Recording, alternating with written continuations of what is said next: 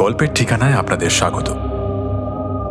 বংশ পরম্পরায় বজায় থাকা এক আশীর্বাদ হঠাৎ বদলে যায় অভিশাপে। পরিবারের ওপর নেমে আসে মৃত্যুর করাল ছায়া। গল্পের ঠিকানায় আজকে শুনবেন দিশা নস্করের লেখা ব্রহ্মসাপ।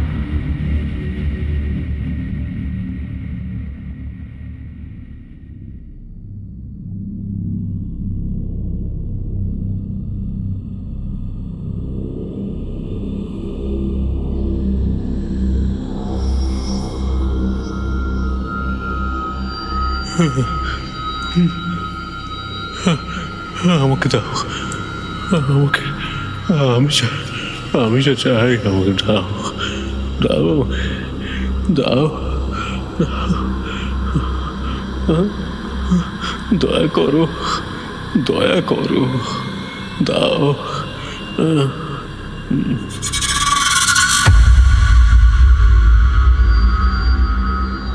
এক বয়স্ক ব্যক্তি, পরনে সাদা পাঞ্জাবি এবং ধুতি, হাত জোর করে হাঁটু গেড়ে বসে কিছু একটা বলতে চেষ্টা করছেন, কিন্তু সামনে যে কেউ নেই তার। শুধু একটা কাঁচের পাত্রে রঙিন জল আর একটা ভয়ঙ্কর দেখতে মানুষের কঙ্কালের মাথাটা রাখা। তিনি কাকুতি মিনতি করে কিছু একটা বলতে চাইছেন, মনে হচ্ছে কোনো কাজ সম্পন্ন করার কথা বলছেন। হঠাৎ একটা অদ্ভুত গলার স্বর তার কানে এলো।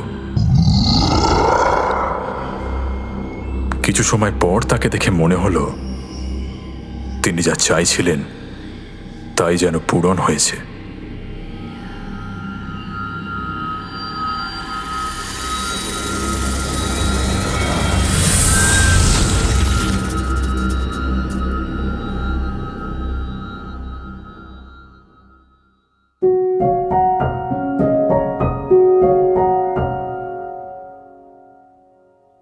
আজ লগ্নজিতার জন্মদিন। এই বছর সে 18 পড়ল। বাবা মায়ের একমাত্র আদুরে মেয়ে লগ্নজিতা। তার এই নামটা রাখার পেছনেও এক মস্ত বড় ইতিহাস রয়েছে।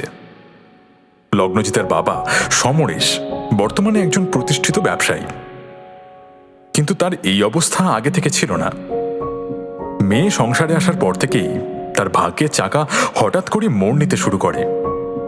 একদিন যে সমরেশ নিজের পরিবার ছেড়ে শূন্য হাতে সদ্য বিবাহিত স্ত্রীকে নিয়ে বেরিয়ে এসেছিলেন, নিয়তির ফেরে ভাগ্যদেবী যেন লগ্নজিতার রূপ নিয়ে তার ঘর আলো করে আসেন।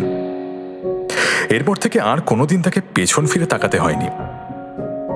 তিল তিল করে গড়ে তোলা স্বাদের ব্যবসা নিমেষেই গতি ধরতে শুরু করে। অভাবনীয় সেই সাফল্যের পরেই তিনি মেয়ের নাম রাখেন লগ্নজিতা। তিনি বিশ্বাস করেন তার ঘর আলো করে আসা এই সন্তান সকল দুর্ভাগ্যকে জয় করে সফলতা নিয়ে এসেছে। তাই এমন এক উজ্জ্বল কন্যার নাম লগ্নজিতা হওয়া ছাড়া আর কিছুই হতে পারে না। লগ্নজিতার নিজের পরিবার বলে কিছুই জানে না, শুধু এইটুকুই জানে যে তার 3 কাকা এবং ঠাকুরদা ও ঠাকুমা রয়েছে, কিন্তু তাদেরকে সে কোনোদিনও চোখে দেখেনি। তার জন্মানোর আগেই ঠাকুরদা ও ঠাকুমা দুজনেই মারা যান। তাই পরিবারের ব্যাপারে খুব একটা টান নেই। লগ্নজিতাকে বাড়িতে সবাই দুষ্টু বলে ডাকে। না, সে দুষ্টুমি করে বলে এমনটা রাখা হয়েছে এটা ভাববেন না। সবাই আদর করে এই নামেই তাকে ডাকে। 18তে সে পা দিয়েছে বটে, কিন্তু এই বয়সী মেয়েদের যা যা হয় তা যেন ওর খুব একটা ভালো লাগে না। বিশেষ করে এই প্রেমের বিষয়টা। এই প্রেম কথাটা তুললেই যেন গায়ে জ্বর চলে আসে তার। সে খুব রেগে যায় আর বারবার বলে, আমার দ্বারা যেগুলো হবে না সেগুলো বলো কেন। তার মা তখন বলে, আরে এখন এইসব করবি না তো কবে করবি? বলে হাসতে থাকেন। দুষ্টুর বাবা মা আগাগোড়ায় জ্যোতিষীদের খুব মানেন। এই জ্যোতিষীদের নিয়ে তারা বাড়িতে প্রায় আলোচনা করেন। এরকমই একদিন রাতে তারা আলোচনা করছেন, সে সময় দুষ্টু পড়ে ফিরেছে। তাদের কথা শুনে সে দুম করে বলে বসে, আচ্ছা, এখনকার দিনে তোমরা এইসব নিয়ে কথা বলো, তোমাদের অদ্ভুত লাগে না? বাবা বলেন, আরে আমাদের রক্তে আছে ওটা। তা বলি, আমরা বলবো না তো কারা বলবে শুনি একটু? মা বলে, তোকে এসব শুনতে হবে না, তুই পড়া থেকে এসছিস, যা মুখ হাত পা ধুয়ে নে। মায়ের কথা মতো দুষ্টু হাত মুখ ধুয়ে রাতের ডিনারটা সেরে নিজের ঘরে গিয়ে বসে।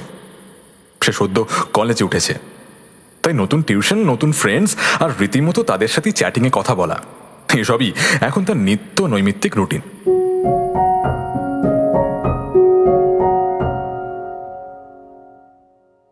ধীরে ধীরে একটা বছর কেটে গেল। এই সময়ের মধ্যে কলেজে সে বেশ পরিচিত হয়ে উঠেছে, কিন্তু ব্যক্তিগত স্তরে সেভাবে প্রতিষ্ঠিত হতে পারেনি। মেয়ের এই পরাজয়টা কিন্তু গীতশ্রী দেবী বেশ উপভোগ করেন। মাঝে সাঝে এই নিয়ে মেয়ের পিছনেও লাগেন। তেমনি একদিন ইচ্ছে করেই বললেন, কি রে, তোর বয়ফ্রেন্ড আজও হয়নি? বলেই মুচকি মুচকি হাসতে লাগলেন। দুষ্টু সঙ্গে সঙ্গে রেগে গিয়ে বলল, আচ্ছা, আমার কি আর কিছু তুমি দেখতে পাও না এই একটা জিনিস ছাড়া? বারবার এই এক কথা আমার ভালো লাগে না। এরপর তুমি যদি এই নিয়ে কোনো কথা তোলো, তাহলে তোমার একদিন কি আমার একদিন। তখনকার মতো গীতশ্রী দেবী চুপ করে যান। তিনি জানেন, মেয়ে যদি একবার ক্ষেপে যায় তাহলে তাকে ঠান্ডা করতে বেশ বেগ পেতে হবে।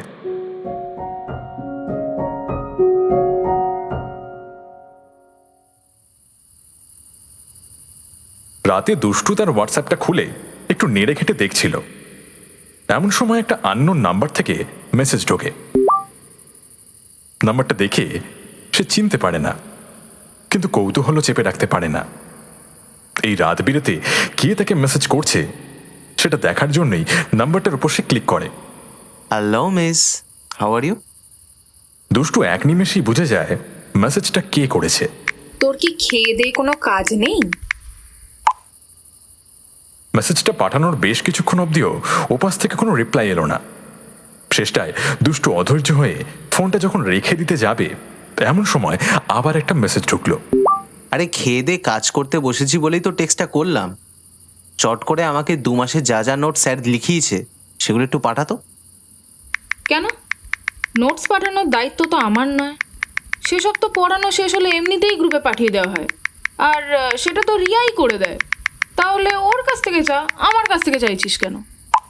বলে দুষ্টু ফোনটা রেখে দেয়। কিছুক্ষণ পরে আবার নেট অন করতে দেখে প্রত্যয় মেসেজের রিপ্লাই দিয়েছে। আরে আমি ওর হাতের লেখা কিছু বুঝতে পারি না, তুই পাঠা না। আচ্ছা ঠিক আছে, পাঠাবো, কিন্তু এখন আমার কাছে নেই। বলছি পরে পাঠালে হবে? সে ঠিক আছে। তা তুই এখন ফ্রি আছিস? কেন বলতো? না মানে ওই একটু আড্ডা দেবো বলে। আড্ডা? বাবা, প্রত্যয় তো এমনি আড্ডা দেওয়ার ছেলে নয়, আবার রাত্রের এই সময়। দেখতে হচ্ছে ব্যাপারটা। মনে মনে কথাটা ভেবে দুষ্টু লিখল, আচ্ছা, তোর হঠাৎ আমার কথা মনে পড়লো, কি ব্যাপার? না মানে তোকে 1 বছর ধরে দেখছি তুই কারোর সাথে যেচে তো কথা বলিস না, সবসময় নিজেদের বন্ধুদের সাথে আড্ডা দিস। তাই মনে হলো আমি কি এমন পাপ করলাম যে যার জন্য আমার দিকে ঘুরেও তাকাস না। না রে, আমার ছুটি হলেই মনে হয় বাড়িতে চলে আসি, তাই আর কারোর সাথে কথা বলার সময় হয়ে ওঠে না। আর তুই এটা বলছিস? টিচার্স ডের দিনে তো তোকে খুঁজেই পাওয়া যায়নি, এত ব্যস্ত ছিলিস মেয়েদের মধ্যে। আরে ও তো আমার ফ্যান ফলোয়িং, কিন্তু আমার বেশ অবাক লাগছিল যে যেখানে সব মেয়েরা আমায় ঘিরে দাঁড়িয়েছিল সেখানে তুই এক কোণে চুপচাপ বসেছিলি কেন?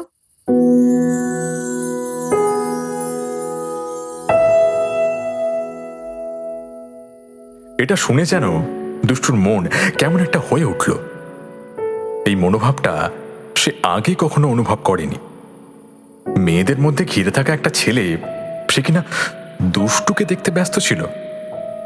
আচ্ছা, এত রাত হয়েছে, তুই অন আছিস, এটা দেখে তোর গার্লফ্রেন্ড কিছু ভাববে না তো আবার? আরে না না, আমার ওসবের পাট কোন কালেই চুকে গেছে। এ বাবা, তুই তো কদিন আগেই দেখালি ওই মেয়েটার ছবি, আর এর মধ্যেই পাট চুকে গেল। কি যে করিস! আচ্ছা আমার কথা ছাড়, তোরটা বল, প্রেম টেম করছিস নাকি? এই কথায় বেশ হাসি পেল দুষ্টু। বলল, আরে আমি 18 বছর ধরে সিঙ্গেল রে ভাই।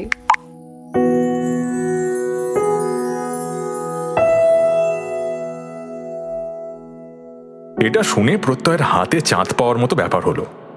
এতদিন তো সে এটাই চাইছিল। সেই 1 বছর ধরে চেষ্টা করে আজ এসে সে স্বস্তির নিঃশ্বাস ফেলতে পারল।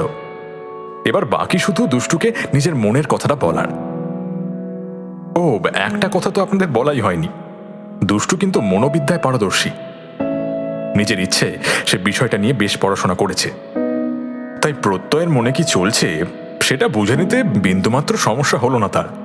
কিন্তু অবাক করা বিষয় এই যে দুষ্টু কিনা এই সব কিছুর থেকে নিজেকে দূরে রাখতে ভালোবাসে, সেই দুষ্টুই অবলীলায় বিষয়টা মেনে নিল। ক্রমে প্রতিটা প্রেমের গল্পে যা হয় সেটাই হলো। পাঁজিতে দিনক্ষণ দেখে প্রত্যয় একদিন তার মনের কথা দুষ্টুকে জানালো। সেও কোনো প্রতিবাদ করল না, বরং হাসি মুখে আনন্দের ছোটে প্রত্যয়কে জড়িয়েই ধরেছিল। এইভাবেই শুরু হলো তাদের মিষ্টি প্রেমের সম্পর্ক। কি ভাবছেন, ভৌতিক গল্পের আধারে এ কোন প্রেম প্রীতি আপনাদের শোনানো হচ্ছে, তাই তো? আরে দাঁড়ান, এইবারই তো আসল বিষয় আসছে। এতক্ষণ শুধু পটভূমি রচনা হলো, এইবার আসল গল্প। তাহলে শুনুন।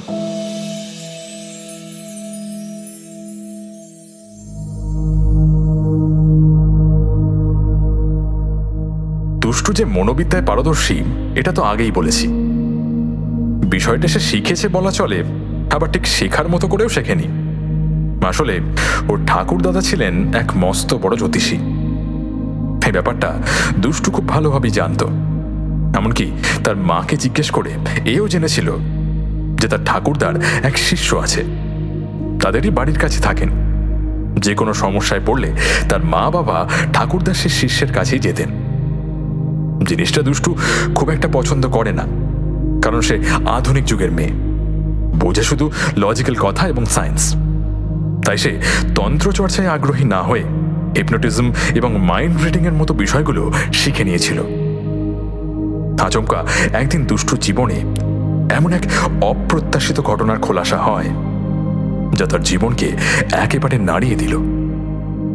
সেই গল্পই এবার আপনাদের বলবো।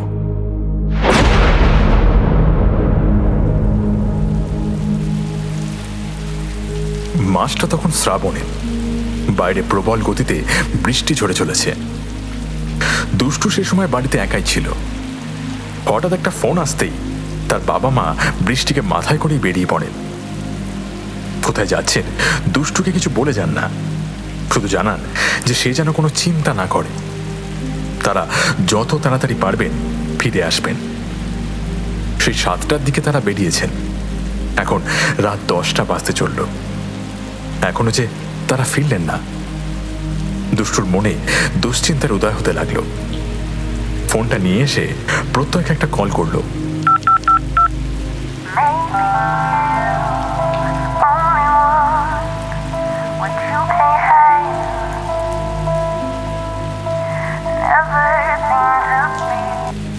হ্যালো, বল।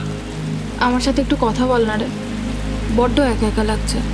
কেন, কি হয়েছে? আরে দেখ না, মা বাপি সেই কখন বেরিয়েছে, এখনো আসছে না। ফোন করছি তাও ধরছে না। কি যে হলো না আমি কিছু বুঝতেও পারছি না। আহা, চিন্তা করিস না তো, আর একটু অপেক্ষা কর, দেখবি তারা ঠিকই চলে এসেছেন। দুষ্টু কিছু একটা বলতে যাচ্ছিল, এমন সময় দরজার কলিং বেলটা বেজে উঠল। ওই মনে হয় এসে গেছে, বুঝলি? দাঁড়া আমি রাখছি। ফোনটা কেটে দুষ্টু দরজা খুলতে ছোটে।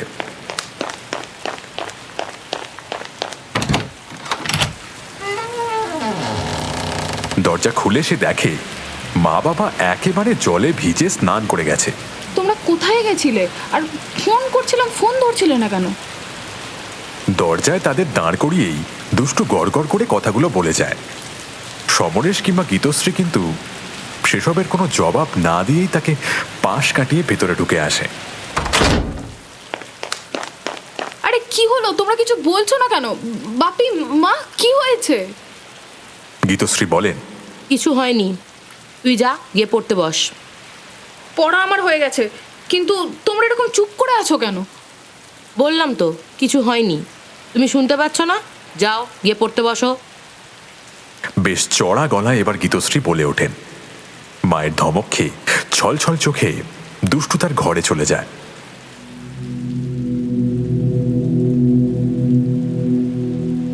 মানু, খাবার হয়ে গেছে, খেতে আয়। মায়ের ডাকে দুষ্টু মুখ নিচু করে খেতে আসে।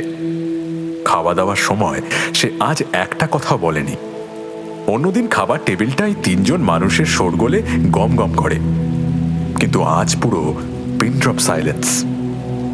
কেউ কারোর সাথে কথা বলছে না, কেবল যন্ত্রচালিতের মতো নিজের নিজের খাওয়াটা শেষ করে উঠে যাচ্ছে। সবচেয়ে শেষে খাওয়া শেষ হলো দুষ্টুর। তাদের বাড়িতে নিয়ম আছে, খাওয়া হয়ে গেলে যে যার থালা নিজে ধোবে। সেই মতো সব শেষে সে নিজের এঁটো থালা ধুয়ে ঘর থেকে ফোন নিয়ে ব্যালকনিতে এসে দাঁড়ায়। সকলেই শুয়ে পড়েছে ইতিমধ্যে, সারা ঘর অন্ধকার।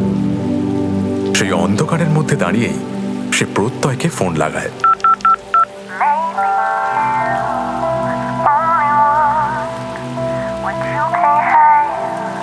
বলুন ম্যাডাম, কাকু কাকিমা এসেছে তো? ওমা, তোর আবার কি হলো? গলাটা ডাউন কেন? ফোনের অপর প্রান্ত থেকে কোনো সারা শব্দ না পেয়ে প্রত্যয় আবার বলল, আরে চুপ থাকিস না, বল না কি হয়েছে। আমি কিছু জানতে পেরেছি আজ, বলতে গেলে ভয়ানক কিছু। এই তোর কি হয়েছে বলতো? কেমন সিরিয়াস টপিকের গন্ধ পাচ্ছি। পাচ্ছিস কারণ বিষয়টা সত্যি সিরিয়াস। বল তো দেখি কেসটা। প্রত্যয়, এ কি কাঁদছিস কেন তুই? এই বোকা মেয়ে। জানিস আমি আজ কত বড় সত্যের সম্মুখীন হলাম। এতদিন আমি জানতাম আমার বাবা কর্মসূত্রে মফস্বল ছেড়ে শহরে আছে, কিন্তু আজ জানলাম বাবা শহরে আসতে বাধ্য হয়েছে। তার উপর চাপ দেওয়া হয়েছে নিজের ভিটে বাড়ি ছাড়ার জন্য। আর সেটা কারা করেছে জানিস? আমার কাকারা, যে বাবা একদিন সব ভাইয়েদের একসাথে মানুষ করেছে। দাদুর দুঃসময় চলাকালীন নিজের পড়াশোনা থামিয়ে তাদের পড়াশোনা যাতে কোনো ক্ষতি না হয় সেজন্য কঠোর পরিশ্রম করেছে। তাকেই কিনা তার ভাইয়েরা বাড়ি ছাড়তে বাধ্য করেছিল, তাও আজ থেকে 20টা বছর আগে। Can you imagine? মানে মানুষ কতটা স্বার্থপর হতে পারে আজকের দিনে। পরের কথা তো ছেড়েই দিলাম, নিজের মানুষদের সাথেও বেইমানি করতে দুবার ভাবে না। চোখে জল চলে আসে আবার দুষ্টুর। ডুকরে কেঁদে ওঠে সে। তারপর নিজেকে সামলে আবার বলে, আজ সন্ধ্যায় কাকারাই ফোন করেছিল, বলেছিল কি সব দরকারি কথা আছে, বাড়িতে আসতে। বাবা তো ভাই অন্ত প্রাণ, সঙ্গে সঙ্গে মাকে নিয়ে ছুটলো। ভেবেছিল কোনো বিপদ আপদ হয়েছে হয়তো, কিন্তু গিয়ে দেখে অন্য তামাশা। সব কাকারা এক জায়গায় বসে মিটিং করছে। কি নিয়ে? না তারা দাদুর ভিটে বাড়ি বেচে অন্য জায়গায় শিফট করবে, তার জন্য পাকাপাকিভাবে কথা বলবে। সেই জন্য উকিলও এনেছে। সে আবার সাথে করে সেই লোকটাকেও এনেছে যে জায়গাটা কিনবে। বাবা সেখানে গিয়ে পৌঁছলে তার কথা শুনতে না চেয়ে ডিরেক্ট কাকারা তাকে বলল যে এই ব্যাপারে এখানে এখানে সই করে দে। বাবা প্রথমটায় প্রোটেস্ট করলো, বলল যে তার ব্যবসায় এখন একটু সমস্যা দেখা দিয়েছে, তাই তার ভাগের জায়গাটা বেচে টাকাটা কাজে লাগাবে। আর এই কথা শোনা মাত্রই কাকাদের কিছু বলতে না দিয়েই গুন্ডাগোছের ওই লোকটা তাকে ডিরেক্ট হুমকি দিয়ে বলল যে সোজাভাবে যদি বাবা কথা না শোনে তাহলে কিভাবে মানিয়ে নিতে হয় তা সে জানে। এমনকি কাকারাও তাকে সাপোর্ট করলো। আর সব থেকে খারাপ ব্যাপার কি জানিস? বাবার ভাগের একটা টাকাও কাকারা তাকে দেবে না, সেটা মুখের উপরেই বলে দিয়েছিল। বাবা আর কি করে, মুখ পুজে তাদের কথা শুনেই সই সাবুত করে দিয়ে চলে এলো। জানিস আমি যখন বাবার মুখটা দেখলাম তো তখনই বুঝে গিয়েছিলাম যে কি হয়েছে। মানে তাকে দেখে এতটা খারাপ লাগছে, ইচ্ছা করছে গিয়ে শালাদের খুন করে আসি। আরে হোল্ড অন, অত রাগিস না। একদিকে তো ভালোই হলো যে তোরা তোদের মতো আলাদা হয়ে গেলি, আর কোনো চাপ রইল না। আর একটা কথা খেয়াল রাখবি, যারা যেমন করে তেমনটাই কিন্তু ফেরত পায়।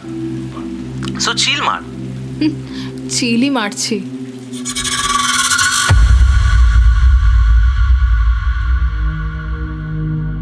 এরপর কেটে যায় আরও একটা সপ্তাহ।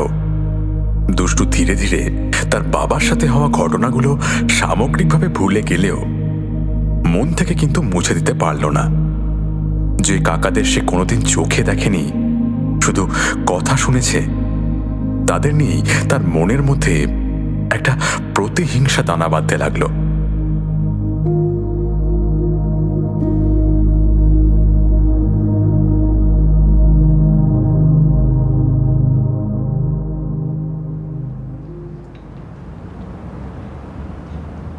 একদিন সন্ধ্যায় দুষ্টু পড়ে ফিরে সবে হাত মুখ ধুয়ে টিভির সামনে বসতে যাবে, এমন সময় তার মা বলল, রেডি হও, আমরা ও বাড়ি যাব।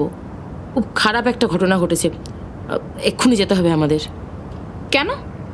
এত খারাপ ব্যবহারের পরেও আমরা কেন যাব সেখানে? এতদিন তো আমাদের প্রয়োজন পর্যন্ত পড়েনি, তা আজ হঠাৎ এমন কি হলো যে আমাদের সেখানে ছুটতে হচ্ছে? গীতশ্রী দেবী সঙ্গে সঙ্গে দুষ্টুর গালে কষিয়ে এক চড় মেরে রাগত স্বরে বললেন, বড্ড বড় মনে করেছো নিজেকে নাকি? ইদানিং সব কথার উত্তর চাও যে? শোনো, সবে কলেজে উঠেছো, বেশি উড়ো না, না হলে যে স্বাধীনতাটা পেয়েছো সেটাও আর থাকবে না। তাই চুপচাপ জামা পরে রেডি হও, বাবা এলেই বেরোবো। মায়ের কাছে চড় খেয়ে দুষ্টু একেবারে থম মেরে যায়। সমরেশ বাড়ি ফেরার সঙ্গে সঙ্গে তারা রওনা দেয় নিজেদের আসল বাড়ির পথে। সেখানে পৌঁছে তারা দেখে বাড়ির সামনে লোকজনের মোটামুটি একটা ভিড় হয়ে রয়েছে। ভিড় ঠেলে বাড়ির ভিতর ঢুকেই সমরেশ মেজ ভাইয়ের ঘরের দিকে পা বাড়ায়। মায়ের সঙ্গে দুষ্টু বাবাকে অনুসরণ করে মেজ কাকার ঘরে পৌঁছায় এবং চোখের সামনে ভয়াবহ দৃশ্যটা দেখে সে শিউরে ওঠে।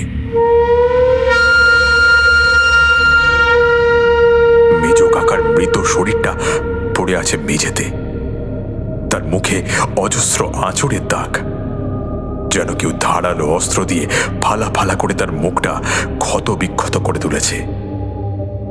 ক্ষতগুলো এতই গভীর যে সমগ্র মুখমণ্ডলটা বিভৎসতায় একেবারে ছেয়ে গেছে। ঘরের এক পাশে বসে কাকার বউ ও তার মেয়ে অঝরে কেঁদে চলেছেন। সমরেশ তাদের কাছে গিয়ে জিজ্ঞেস করেন, এসব কি করে হলো? জানি না দাদা, ও তো চান করতে বাথরুমে ঢুকেছিল, আমি ওদিকে রান্না করছিলাম। আচমকা ওর চিৎকার শুনতে পাই, সঙ্গে সঙ্গে ছুটে আসি ঘরে। বাথরুমের দরজায় খুব জোরে জোরে ধাক্কা পড়তে থাকে, যেন বেরিয়ে আসতে চাইছে কিন্তু পারছে না, বা হয়তো কেউ ওর মাথাটা ধরে দরজায় বারবার ঠুকে চলেছে।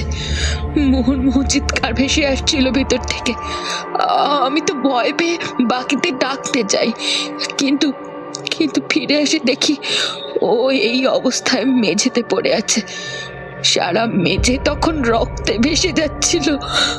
ওর চোখ মুখ দেখেই বুঝেছিলাম যে শরীরে আর প্রাণ নেই।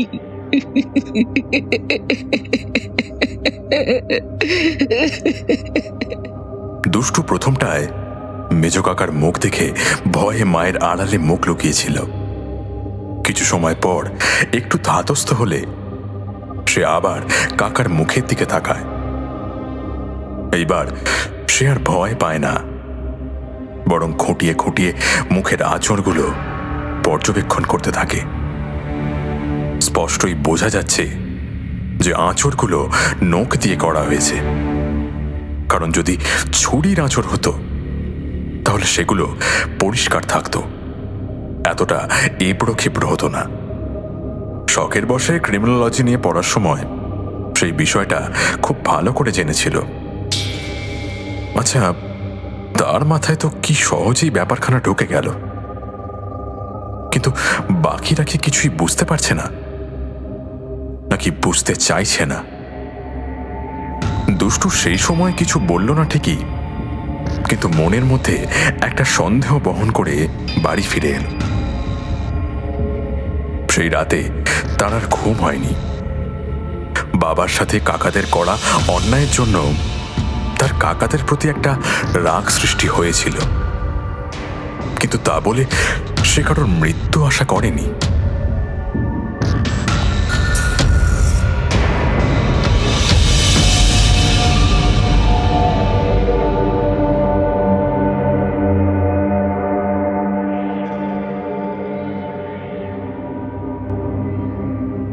প্রায় 2 মাস পর আবার ও বাড়ি থেকে সমরেশকে ফোন করা হলো।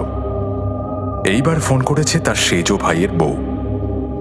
সে জানিয়েছে তার স্বামীর শরীর ভীষণ খারাপ, তার মুখ দিয়ে ক্রমাগত শুধু রক্ত উঠে চলেছে। সে কিছু খেতে পাচ্ছে না, ঘুমোতে পারছে না, যন্ত্রণায় তার মুখ বিকৃত হয়ে উঠেছে। আকস্মিক রোগে আক্রান্ত হয়ে নিমেষে সে একরকম বিছানার সাথে মিশে গেছে। এছাড়াও সে বলেছে, জানেন দাদা, ও শুধু একটাই কথা বলছে যে কেউ নাকি আমাদের সবাইকে মেরে ফেলবে, কাউকে ছাড়বে না, আর আর সে নাকি খুব কাছে চলে এসেছে আমাদের। আমার বড্ড ভয় লাগছে দাদা, আপনি প্লিজ একবার এসে দেখে যান। আচ্ছা আচ্ছা, তুমি আর কেঁদো না বৌমা, আমি বিকেল বেলার দিকে যাচ্ছি। তুমি পারলে সেজোকে হাসপাতালে নিয়ে যাবার ব্যবস্থা করো। এই বলে সমরেশ ফোন রেখেছিলেন। হ্যাঁ গো, এ কি সব হচ্ছে বলো তো? আমার যে মন একদম সায় দিচ্ছে না, কেমন একটা লাগছে ভিতর ভিতর। আমারও যে লাগছে না তা বলবো না, কিন্তু তোমরা আমার থেকে কি লুকাচ্ছ বাবা? হঠাৎ তাদের কথার মাঝে দুষ্টু ছুটে এসে বলে বসে, আমি ও ঘর থেকে সব শুনছিলাম বাবা, আর এইবার আমি নিশ্চিত যে কিছু এমন একটা আছে যেটা তোমরা জানো কিন্তু আমাকে বলছো না। আমি জানতে চাই বিষয়টা কি। মেজো কাকা যখন মারা গেল তখনও তোমরা কিছু বললে না, আর আজ সেজো কাকার এত শরীর খারাপ সেই নিয়ে তোমাদের মধ্যে কথা বলছো, কিন্তু আমি এলেই চুপ কেন? তোমরা কেন কিছু বলছো না আমায়? গীতশ্রী বললেন, তুই যা, নিজের কাজ কর, বড়দের ব্যাপারে নিজেকে ঢোকাস না। গীতশ্রী আরো কিছু বলতে যাচ্ছিলেন, সমরেশ তাকে থামিয়ে দিলেন। গীতা, অনেক হয়েছে। আর কতদিন ওর কাছ থেকে এই সমস্ত লুকিয়ে রাখবো? ও এমনকি অনেকটা বুঝতে পেরেছে বলেই তো আমাদের কাছ থেকে জানতে এসেছে। ওর যথেষ্ট বয়স হয়েছে এই সমস্ত কিছু জানার, আর আমরা এখন বলবো না তো আর কারা বলবে শুনি একটু? ও জানুক যে আমরা এতদিন ধরে কি পাপ বহন করে আসছি। সমরেশ এই পর্যন্ত বলে কিছুক্ষণ চুপ রইলেন। দুষ্টু বাবার কাছে গিয়ে বসে বাবাকে পুরো কথাটা বলতে বলল।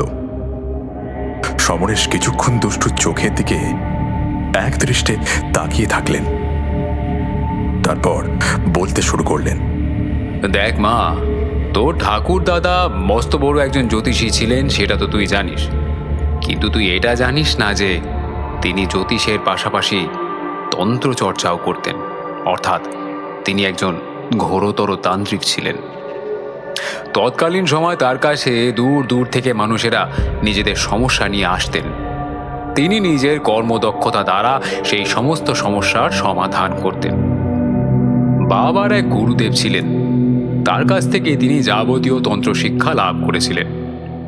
সেই গুরুদেবকে তোর মাও দেখেছে, প্রায়ই তার জন্য মাছের ঝোল রান্না করে তোর মা তাকে খাওয়াতো। গুরুদেবের প্রিয় খাবার ছিল মাছের ঝোল এবং 1 গ্লাস করে মদ। তা পেলেই তিনি সন্তুষ্ট হতেন। তাতে এমন কি সমস্যা হয়েছে? এতদিন তো সব ঠিকই ছিল, আর এইসব এখন কেন বলছো তুমি? তোমাকে আমি আজকের পরিস্থিতির ব্যাপারে জানতে চাইছি, আর তুমি আমাকে এইসব শোনাচ্ছ? আহা, দাঁড়া মা দাঁড়া, আমি তো আর এমনি এমনি তোকে এই সমস্ত কিছু বলছি না। তুই তো মূল সমস্যাটা জানতে চাইছিস, তো তার কারণটা শুনবি না? কারণ? হ্যাঁ, কারণ আজ যা যা কিছু হচ্ছে তার পেছনে ওই গুরুদেব দায়ী। কারণ সে কোনো সাধারণ মানুষের মতো ছিল না, সে ছিল এক অশরীরী আত্মা। কি? প্রবল বিস্ময়ে দুষ্টু চেঁচিয়ে ওঠে। ঠিকই শুনছিস। এমনকি সে এখনো আছে। যখন সে বেঁচে ছিল তোর ঠাকুরদাকে বলে গিয়েছিল যে মৃত্যুর পর তার মাথাটা যেন পুনরায় জাগিয়ে তোলা হয়। সেই মতো তোর ঠাকুরদা মানে আমার বাবা তার মাথাটা নিজের শক্তি প্রয়োগ করে জাগিয়ে তোলেন। আজ থেকে প্রায় 200 বছর ধরে সেই মাথা আমাদের এই বংশে রয়েছে। বাবার মৃত্যুর পর এখন আমার ওপর দায়িত্ব রয়েছে গুরুদেবের সেবা করার। তিনি যে এখনো এই পৃথিবী ত্যাগ করতে পারেননি। কথাটা শুনে দুষ্টুর পায়ের নিচের মাটি সরে গেল। এসব সে শুধু সিনেমাতে দেখেছে বা বইয়ের পাতায় পড়েছে। বাস্তবে যে এরকম কিছু হতে পারে সে তো কল্পনাই করতে পারেনি। তার মনে হয় সে যেন বাস্তব আর অবাস্তবের মাঝে আটকা পড়েছে। দুষ্টু বাবার থেকে আরো কিছু জানতে চাইল। বাবার বলা যখন শেষ হলো সেই সময় সে প্রশ্নটা করল। গুরুদেবের ব্যাপারটাকেই কি এখন পাপ বলে মনে করা হচ্ছে?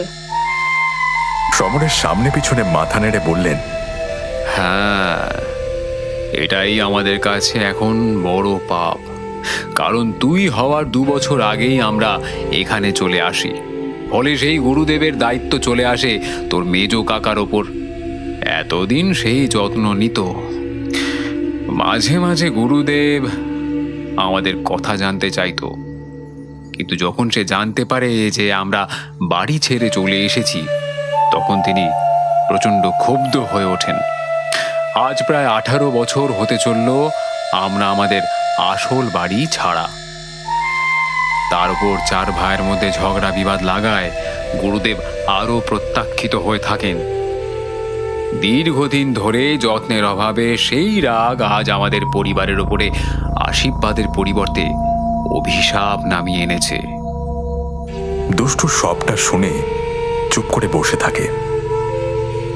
সে কি করবে কিছুই বুঝতে না পেরে অসাড় হয়ে যায় আর মনে মনে ভাবতে থাকে, মেজ কাকার মৃত্যু আর সেজ কাকার এই অবস্থা তাহলে গুরুদেব করেছেন?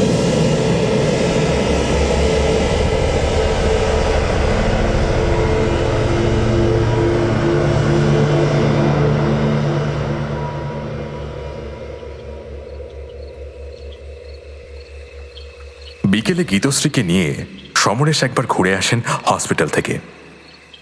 ভাইয়ের করুণ অবস্থা দেখে সমরেশ হতাশ হয়ে পড়েন। ফেরার সময় ভাইয়ের বউয়ের হাতে কিছু টাকা দিয়ে আসেন। রাতে খাবার সময় দুষ্টু দুপুরের প্রসঙ্গটা আবার তোলে। আচ্ছা বাবা, গুরুদেব এইভাবে আমাদের পরিবারকে ধ্বংস করতে চাইছেন কেন? আমরা তো কারোর কোনো ক্ষতি করিনি।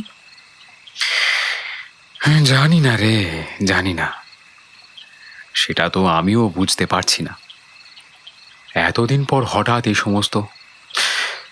ভালো হতো যদি বাবা মারা যাওয়ার পরেই আমরা কোনো উচ্চ মানের তান্ত্রিককে ডেকে গুরুদেবের আত্মাকে মুক্তি দিতাম। তাহলে আজ আর এই দিনটা হয়তো দেখতে হতো না। শোনো, তুমি এত চিন্তা করো না, সব ঠিক হয়ে যাবে। দেখো, নিশ্চয়ই এর একটা সমাধান ঠিক বেরোবে। গীতশ্রী এই বলে সমরেশকে সান্ত্বনা দেন।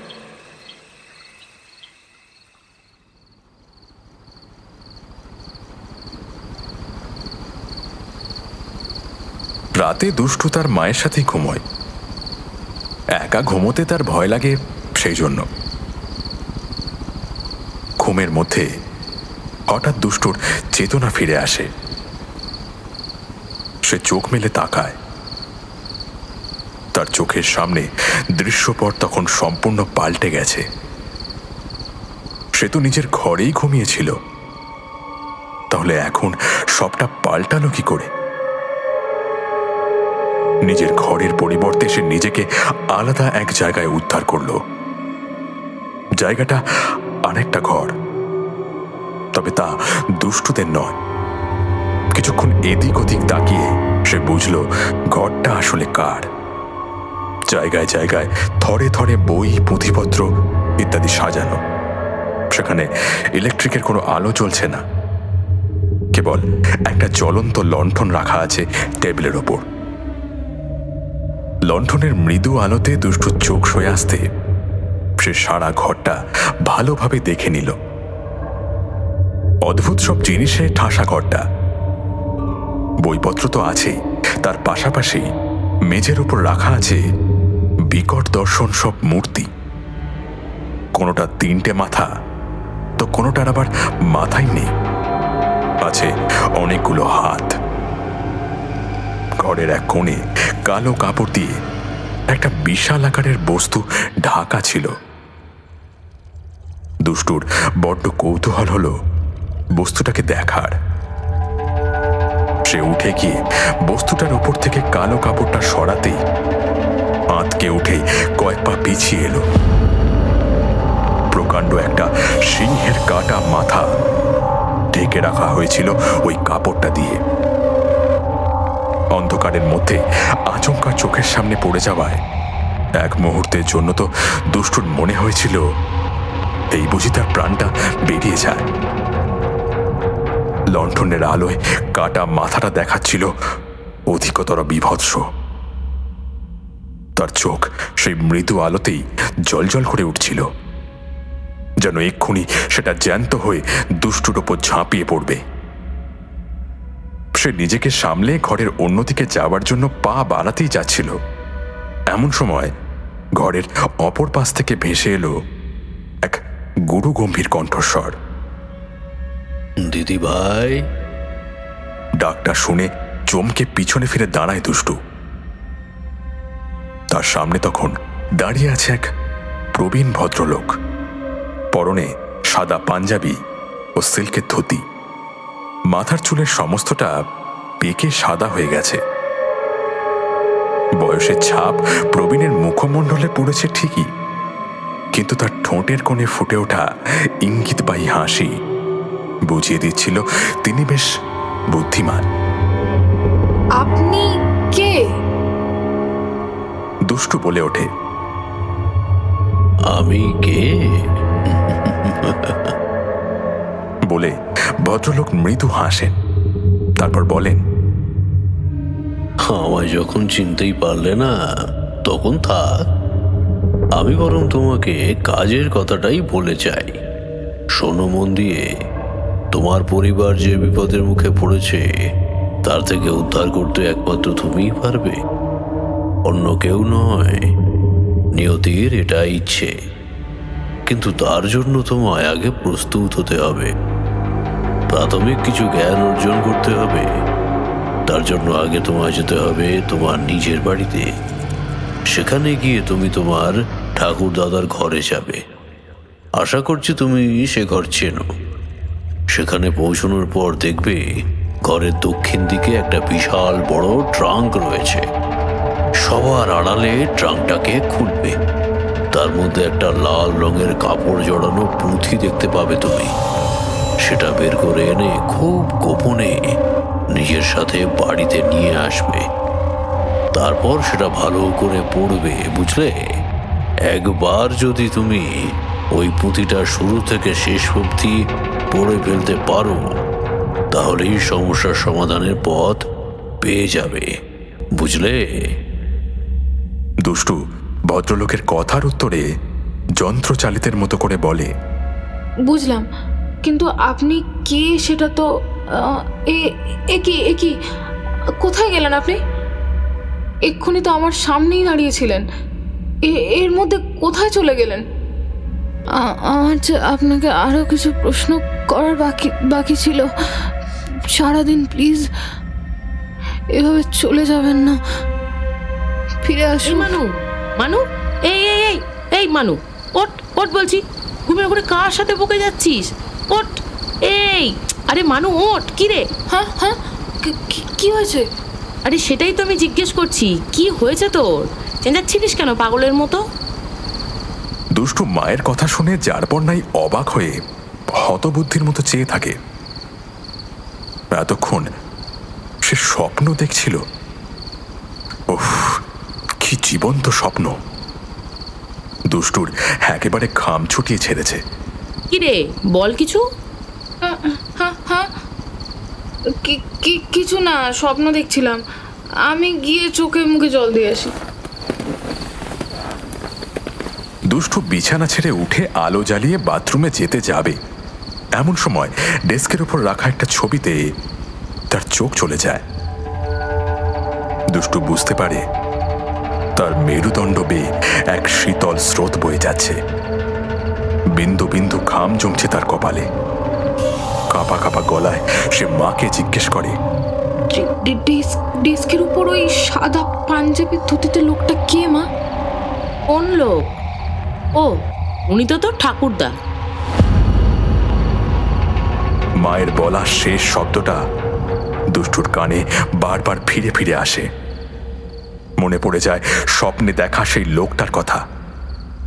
তার পরনেও তো এই একই রকম পোশাক ছিল। হঠাৎ তার কানের পাশে ফিসফিসিয়ে কেউ যেন বলে গেল, কি দিদি ভাই, এইবার চিনতে পারছো তো আমাকে? যাকে ভয় পেও না, তোমার কাঁধেই এখন পরিবারের সুরক্ষার দায়িত্ব রয়েছে, এটা মনে রেখো।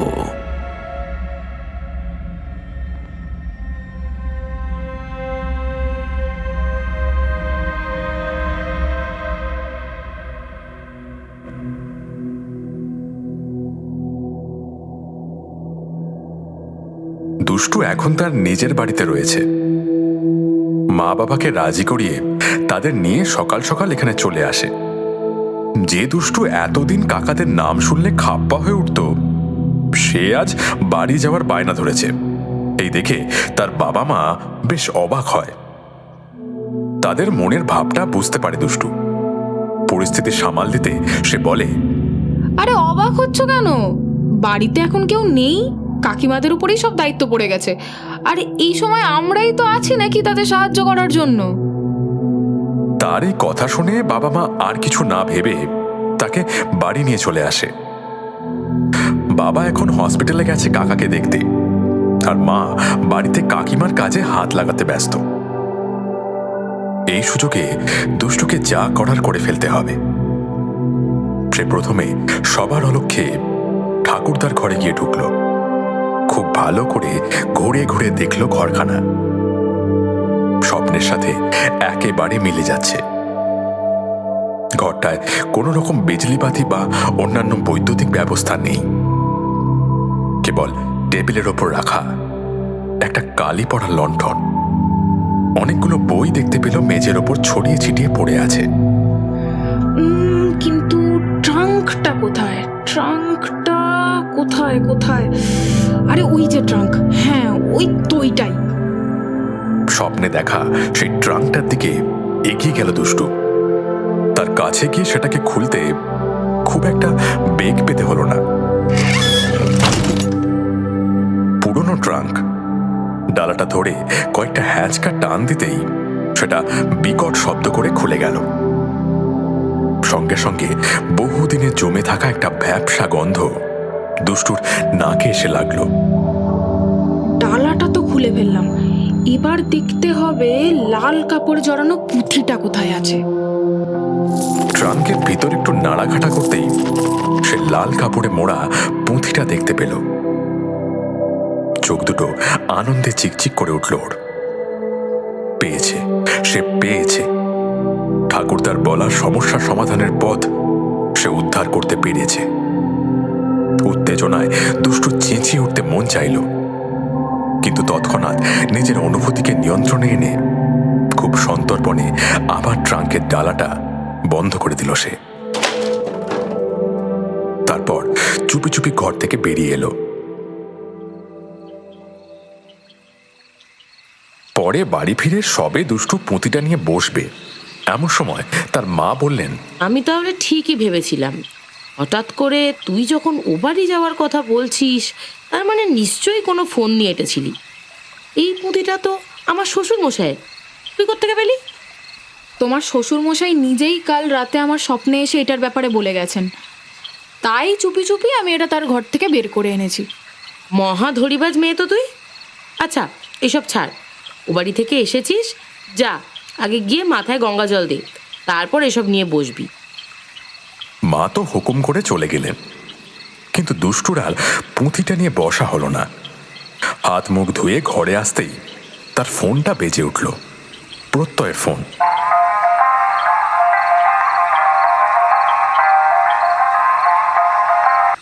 তো ম্যাডাম, বাপের বাড়ি তো গেলেন, সমস্যার কোনো সমাধান হলো? আর সমস্যা করতে করতে তো আমার কথা ভুলেই গেছেন বোধহয়। আরে ভুলে কিছুই যায়নি, কি বলি বলতো? ওয়েট, তোকে এত নার্ভাস কেন শোনাচ্ছে? কারণ আমি নার্ভাস হয়ে আছি তাই।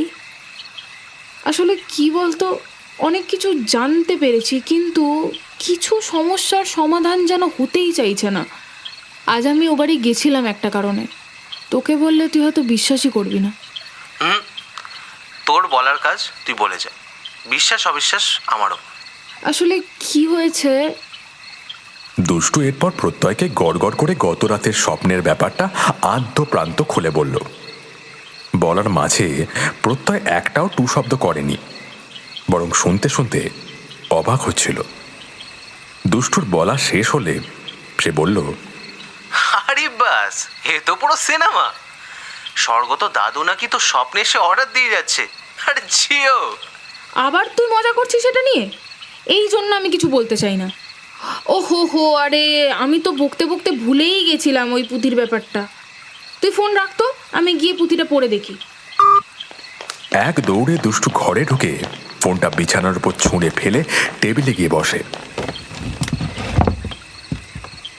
তারপর খুব সাবধানে লাল কাপড়টা সরিয়ে ভিতরের পুঁথিটা বের করে আনে। সেটা একটা কালো সুতো দিয়ে বাঁধা ছিল। অতি সূক্ষ্মতার সাথে দুষ্টু সুতোটাও খুলে একপাশে রাখে।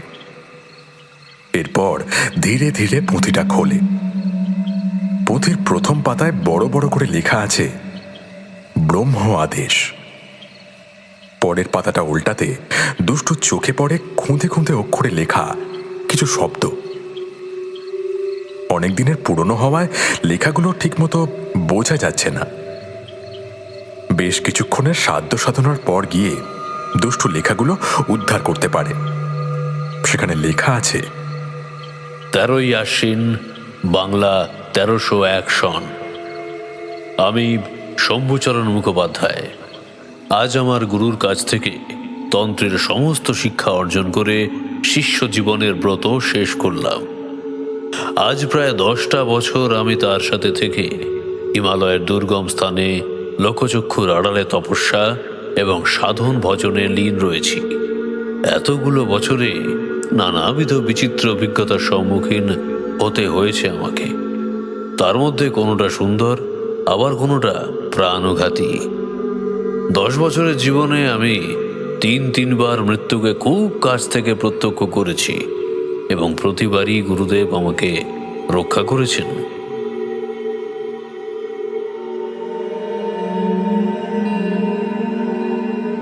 ছাব্বিশে বৈশাখ, বাংলা 1302 সন।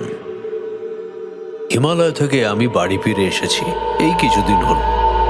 গত পৌষে গুরুদেবের মহাপ্রয়াণ ঘটেছে। দেহ রাখবার আগে তিনি আমাকে বেশ কিছু আদেশ দিয়েছেন। তার মধ্যে সব থেকে যেটা অদ্ভুত সেটাই এখানে লিখছি। মারা যাওয়ার কয়েকদিন আগে থেকেই তিনি কিরকম যেন উগ্র হয়ে উঠেছিলেন। আমার সাথে ভালো করে কথা বলতেন না, ঠিকমতো কিছু খেতেন না, কেমন একটা ঘোরের মধ্যে থাকতেন সর্বদা। আমি তাকে সাহস করে কিছু জিজ্ঞেস করতে গেলে তিনি আমাকে লাঠি তুলে মারতে আসতেন। আমি ভয় পিছিয়ে যেতাম। এইভাবেই দিন কাটতে কাটতে যখন তার মৃত্যুর দিন চলে আসে, তার ঠিক আগের রাতে তার স্বভাব আবার আগের মতো হয়ে যায়। তিনি আমার কাছে এসে আমার বুকে পিঠে হাত বুলিয়ে দিয়ে বলেন, শম্ভু, তোমাকে আমি এতগুলো বছরে আমার জ্ঞানের সমস্তটা দিয়ে গড়ে তুলেছি।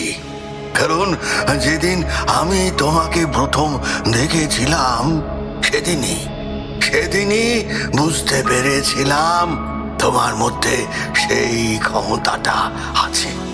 তাই তোমার বাবার সাথে কথা বলে তোমাকে নিজের সাথে নিয়ে চলে এসেছিলাম। এখন তোমার শিক্ষা সম্পূর্ণ হয়েছে। এবার যে তোমাকে গুরু দক্ষিণা দিতে হবে, না না না না, তুমি চিন্তিত হও না বাবা। বিশাল কিছু চাইবো না তোমার থেকে, কেবল কেবল একটা প্রতিশ্রুতি ছাড়া। আমি অবাক হয়ে গুরুদেবকে জিজ্ঞাসা করলাম, কি সেই প্রতিশ্রুতি গুরুদেব? তুমি তুমি আমাকে কথা দাও বাবা, যে মৃত্যুর পরও আমাকে আমাকে তুমি বাঁচিয়ে রাখবে। আমার দেহ হয়তো পঞ্চভূতে বিলীন হয়ে যাবে, কিন্তু আমার আমার এই আত্মাকে তুমি নিজ দায়িত্বে পুনরায় পুনরায় জাগিয়ে তুলবে। কথা দাও বাবা, আমাকে কথা দাও। গুরুদেবের কথা শুনে আমার তখন বেরমি খাওয়ার মতো অবস্থা। বললাম, কিন্তু কিভাবে গুরুদেব? উপায় আছে, শোনো। আগামীকাল আমি এ দেহ ত্যাগ করব। ব্রহ্ম মুহূর্ত চলাকালীন আমার আত্মা পরম ধামের উদ্দেশ্যে রওনা হতে পারবে না।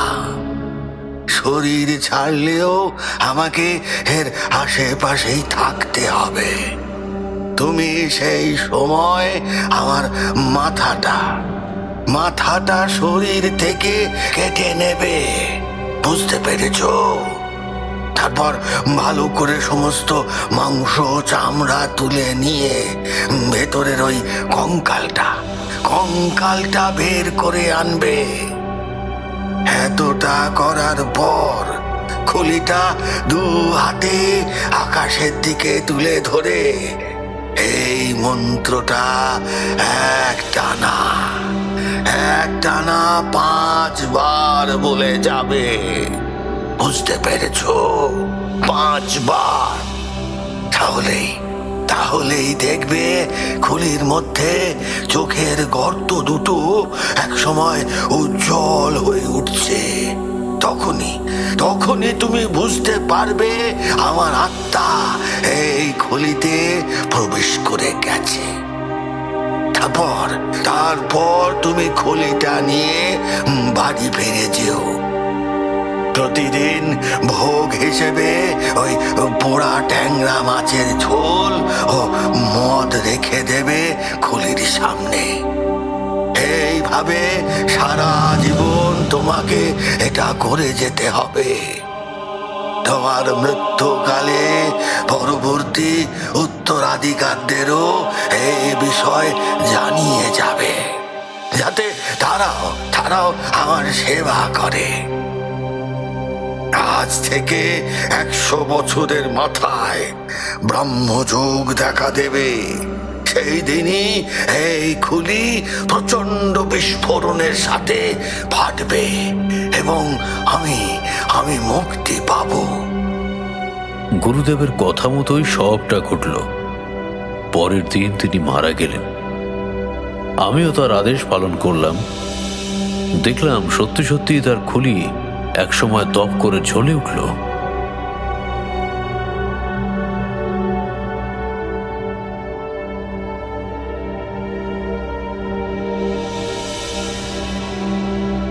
সাতাশে ভাদ্র, বাংলা 1399 সন। সময় হয়ে এসেছে এ দেহ ছেড়ে পরম ধামের উদ্দেশ্যে যাত্রার।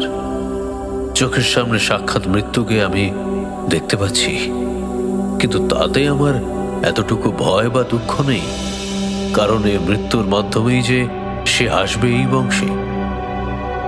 বিষয়টা কাউকে বলিনি বড় খোকাকে ছাড়া। আজ থেকে 11 বছরের মাথায় বড় খোকার কোল আলো করে এক ফুটফুটে মা লক্ষ্মী আসবেন। তিনি তার বাপের ভাগ্য ফেরাবেন। তবে সেই দিন দেখার জন্য আমি তো আর থাকবো না, তাই নিজের শক্তির এক অংশ তার উদ্দেশ্যে আমি রেখে গেলাম। জন্মের সাথে সাথেই তিনি সেই শক্তি লাভ করবেন। এই শক্তি তার ভবিষ্যতে দরকার পড়বে। সবশেষে এইটুকুই বলার, গুরুদেব আমার পিতার সমান ছিলেন। উনি সর্বদা আমার ও আমার পরিবারের মঙ্গল চেয়ে এসেছেন। এতদিন আমি তাকে অষ্টসিদ্ধি মন্ত্রের দ্বারা তুষ্ট রেখেছি। এবার আমার ছেলেদের পালা। এ পাঠক, কোনোদিনও যদি তুমি এই পুঁথি উদ্ধার করো তাহলে মনে রাখবে, আমি চেয়েছি বলেই তুমি তা পেয়েছ। এই পুঁথির শেষে সেই মন্ত্র লেখা আছে। কখনো যদি গুরুদেব কোনো কারণে ক্ষুব্ধ হয়ে ওঠেন, তাহলে এই মন্ত্র জপ করে তাকে শান্ত করতে পারবে।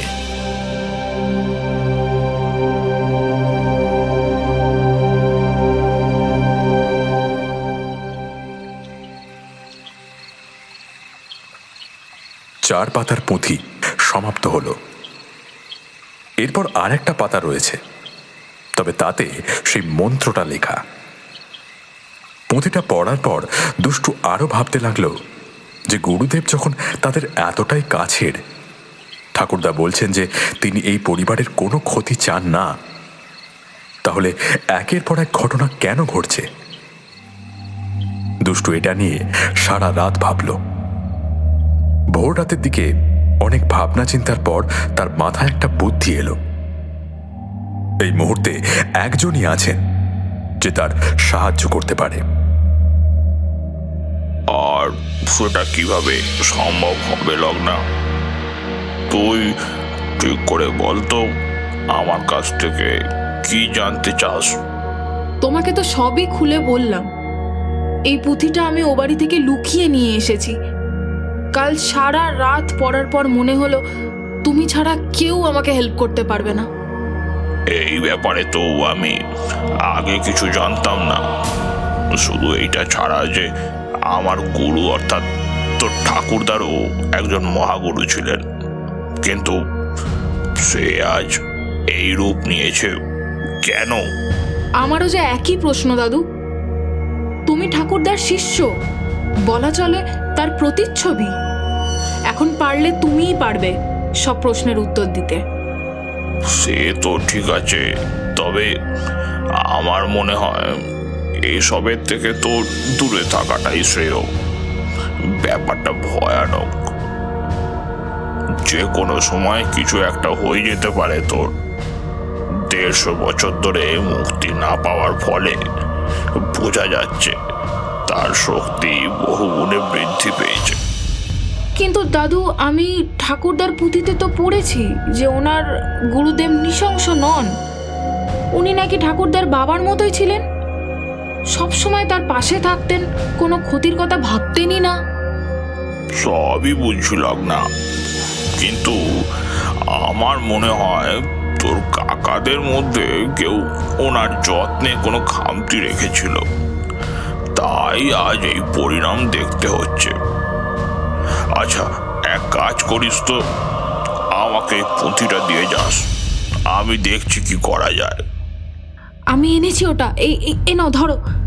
আমি জানতাম আজ এটার দরকার পড়বে, তাই সঙ্গে করেই নিয়ে এসেছিলাম। ভদ্রলোককে সব কথা গুছিয়ে বলে বাড়ি ফিরে আসে দুষ্টু। লোকটা তার ঠাকুরদার শিষ্য। ঠাকুরদার অবর্তমানে দুষ্টুদের গোটা পরিবার বিপদে পড়লে তার কাছেই সবাই ছুটে যায়। তাই এই বিপদের দিনে দুষ্টুর মাথাতেও তার কথাই এসেছিল।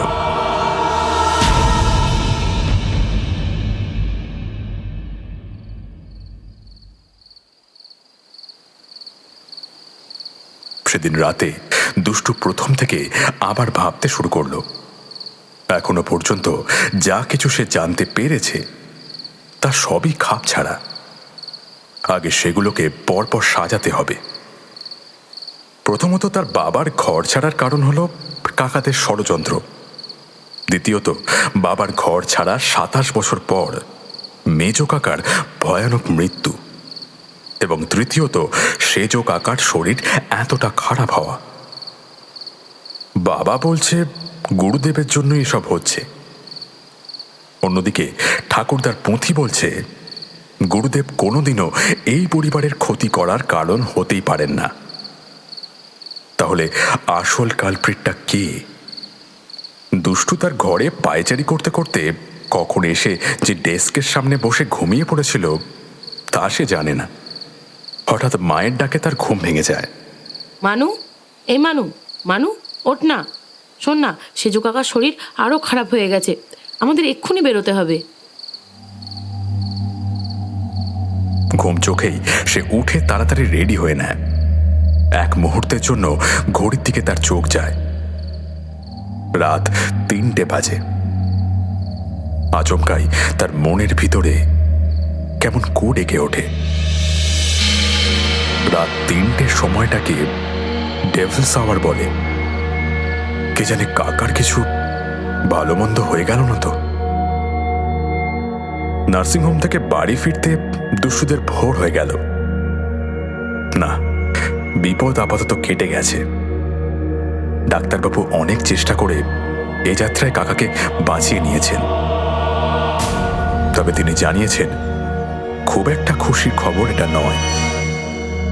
কাকার হুটহাট করে নার্ভাস সিস্টেম ফেল করছে। এই লক্ষণ আরো বিপদের দিকে ইঙ্গিত করে। যাই হোক, সেটা পরে দেখা যাবে। কপালের লেখা তো কেউ খণ্ডাতে পারে না।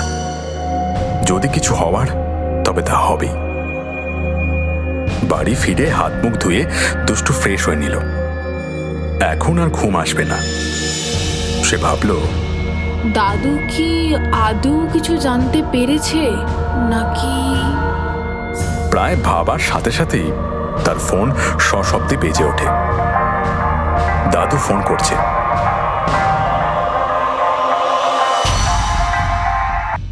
হ্যালো, হ্যাঁ বলছি, সমস্যার কোনো সমাধান পেলে? হ্যালো, আমি যতটা জানতে পেরেছি গুরুদেব খুব ক্ষিপ্ত হয়ে আছেন, কারণ ওনার সেবায় খামতি দেখা দিয়েছে। তাহলে এখন উপায়? উপায় এখন একটাই আছে, যা তো ঠাকুরদা পুঁথিতে লিখে গেছেন। শোন, আজ থেকে ঠিক 3 দিন পর ব্রহ্ম অমাবস্যার যোগ রয়েছে। সেই সময় অষ্টসিদ্ধি মন্ত্র পড়ে এবং আরও কয়েকটা ক্রিয়া করে তাকে পাকাপাকিভাবে মুক্তি দিতে হবে। এর জন্য আমাদের এক বিশেষ যজ্ঞের আয়োজন করতে হবে, যেটা করতে হবে তোর নিজের ভিটেতে।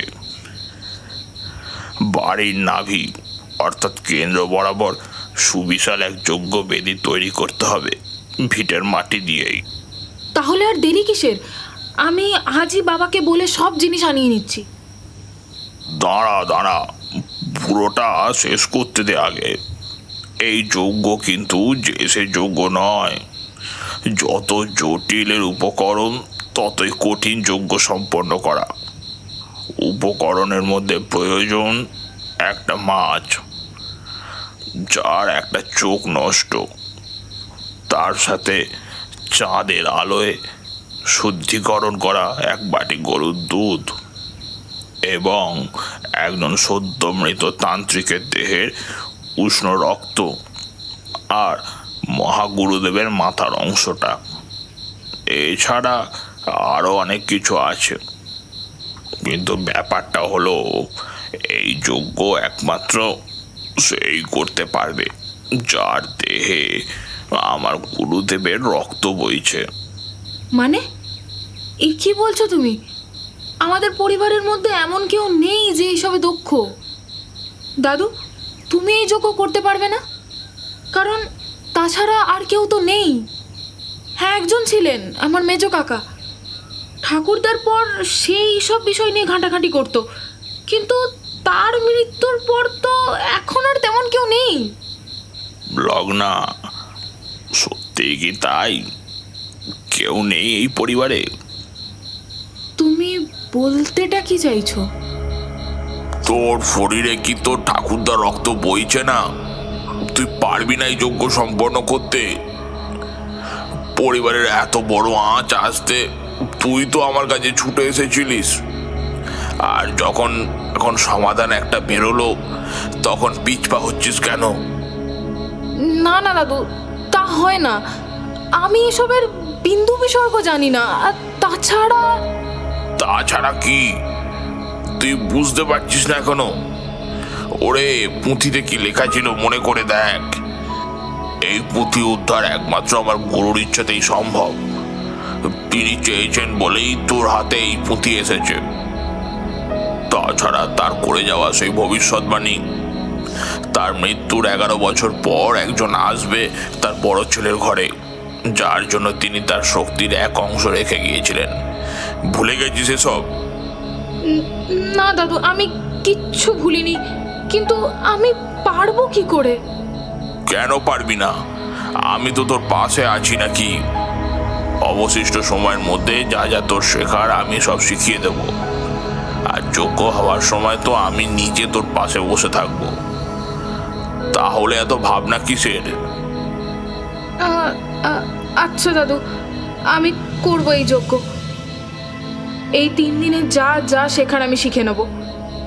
কিন্তু দাদু, আমি যদি কোনো ভুল ত্রুটি করে ফেলি তাহলে তো হিতে বিপরীত হয়ে যাবে, তখন তো আরো বড় বিপদ নেমে আসবে। ধুর বোকামে, তুই আমার গুরুদেবের বড় নাতনি। গুরুদেব থাকতে তোর এত চিন্তা কিসের? কেউ তোর বা তোর পরিবারের কোনো ক্ষতি করতে পারবে না।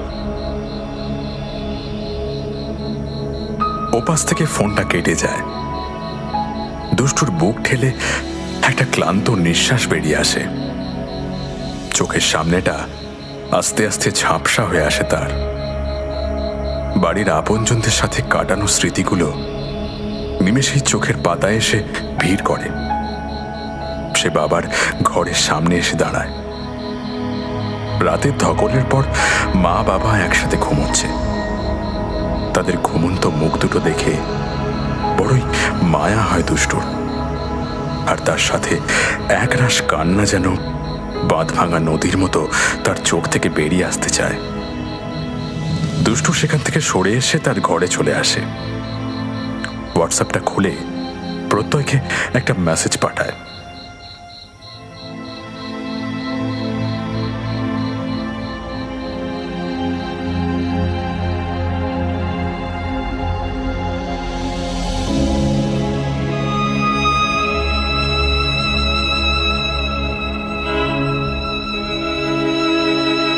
এই Babar, at first thank you জানিয়েই মেসেজটা শুরু করছি। এই কয়েকটা মাস আমরা একসাথে খুব ভালো সময় কাটিয়েছি জানিস। জীবনে যা যা করতে চেয়েছিলাম তা সব তোর সাথে করতে পেরেছি।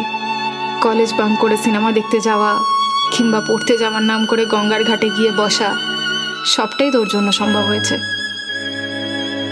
একটা ঘরকুনো মেয়েকে তুই পৃথিবী চিনতে শিখিয়েছিস। টেনে বের করে নিয়ে গেছিস কুমোরটুলির অলিতে গলিতে। বইপাড়ায় কোনো ছেলের সাথে 1 ঘন্টা হাত ধরে হাঁটার ইচ্ছেটাও সিনেমা দেখেই মনে এসেছিল। এই স্বপ্নটাকেও কি সুন্দর তুই বাস্তব বানিয়ে দিলি। সত্যি আমি ভাগ্য করে এরকম একটা বয়ফ্রেন্ড থরি বাঁদর পেয়েছি, যে কিনা আমাকেই না চায়। আসলে তুই হয়তো ভাবছিস যে আমার আবার কি হলো, এইসব লিখছি কেন। লেখার কারণ আছে, কিন্তু সেটা বলা যাবে না। ভেবে না আমি নিজে থেকেই দূরে চলে যাচ্ছি। আফটার অল আমার কথা তোকে আর ভাবতে হবে না। আর তোর যা স্বভাব, আবার কাউকে না কাউকে ঠিক পটিয়ে নিবি তুই, আমি জানি। বাট লাস্ট একটা কথা বলতে চাই, তুই আমার ফার্স্ট লাভ ইয়ার। I love you.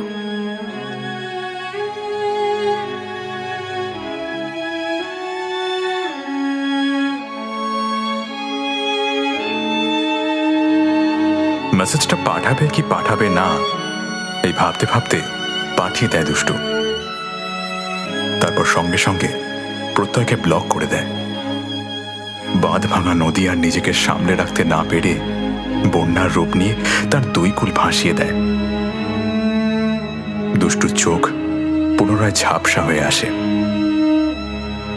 ওদিকে ঘুম থেকে উঠেই প্রত্যয় দুষ্টুর এই মেসেজ দেখে বজ্রাহতের ন্যায় স্থির হয়ে যায়। কয়েকটা মুহূর্ত লাগে তার ঘোর কাটাতে। তারপর তড়িৎ গতিতে কল লিস্ট থেকে দুষ্টুর নাম্বার বের করে তাতে ফোন লাগায়। এ কি সুইচটা বলছে কেন হঠাৎ? এ কি হলো? লগ্না তো এরকমটা করে না। তাহলে আজ ওয়েট ওয়েট ওয়েট, ওর মায়ের নাম্বারটা আছে তো, ওখানে ফোন করি। তাড়াহুড়ো করে ফোন করতে গিয়ে ভুল করে প্রত্যয় দুষ্টুর মায়ের নাম্বারটাই ডিলিট করে ফেলে। রাগে দুঃখে সে চিৎকার করে ওঠে। হাতের ফোনটা ছুঁড়ে মারে মেঝের ওপর। ছেলের ঘর থেকে চিৎকারের আওয়াজ শুনে প্রমীলা দেবী ছুটে আসেন এবং অনেক কষ্টে ছেলেকে সামলান।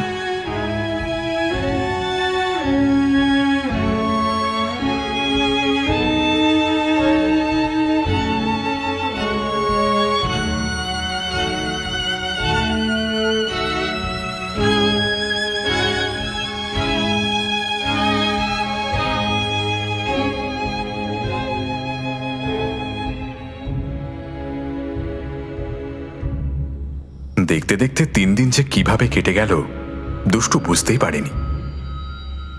যজ্ঞের সমস্ত আয়োজন করা হয়ে গেছে। দুষ্টু প্রথমটায় বাড়িতে কাউকে কিছু জানায়নি এই ব্যাপারে। পরে যখন সমরেশ এবং গীতশ্রী সবটা জানতে পারে তখন আর তাদের কিছু করার ছিল না। মেয়ে নিজে যজ্ঞের জন্য মত দিয়েছে। এমত অবস্থায় তাকে আটকালে যদি বড় কোনো বিপদ হয়ে যায়। এই সময় ঠাকুরদার সেই শিষ্য তাদের আশ্বস্ত করে, প্রতিশ্রুতি দেয় যে তার উপস্থিতিতে দুষ্টুর কোনো ক্ষতি হবে না। এর ফলে কিছুটা হলেও তাদের দেহে প্রাণ ফিরে আসে। এই 3 দিনে দুষ্টু কেমন যেন পাথর হয়ে গেছে। তার মুখে কোনো ভাব নেই, হাসি নেই, ভয় নেই, শুধুই যেন এক শূন্যতা খেলা করছে তার চোখের মধ্যে। বাড়ির নাভিতে প্রতিষ্ঠিত যজ্ঞবেদীর সামনে বসে তার এই অবস্থা দেখে দাদু হালকা হেসে বললেন, ওরে বাবা, তুই মহাভারতের যুদ্ধ লড়তে যাচ্ছিস না মা, নিজেকে শান্ত কর, অত কিছু ভাবিস না, তোর ওপর গুরুদেবের আশীর্বাদ রয়েছে। দুষ্টু কথার কোনো জবাব দেয় না। দাদু এবার বলেন, এই এই যে জিনিসগুলো ধর, যেমন যেমন বলছি তেমন তেমন ভাবে সাজিয়ে রাখ। দাদুর কথা মতো দুষ্টু এক এক করে সব কটা উপকরণ যজ্ঞবেদীর নির্দিষ্ট স্থানে রাখে। যজ্ঞের বিশাল আয়োজন। ব্যাগের মধ্যে দেখলে কতটুকুই বা লাগছিল, কিন্তু সাজানোর পর বাড়ির উঠোনটা এক প্রকার ভরে উঠল।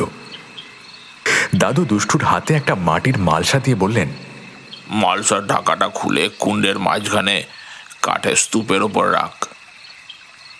মালসার ঢাকা খুলে দুষ্টু দেখে তার মধ্যে একটা বড় ট্যাংরা মাছ রয়েছে, কিন্তু মাছটার এক চোখ খোবলানো। অন্ধ মাছটাকে দেখে সে খুব অবাক হলো। দাদুকে জিজ্ঞেস করলো, তুমি মাছটা পেলে কোত্থেকে?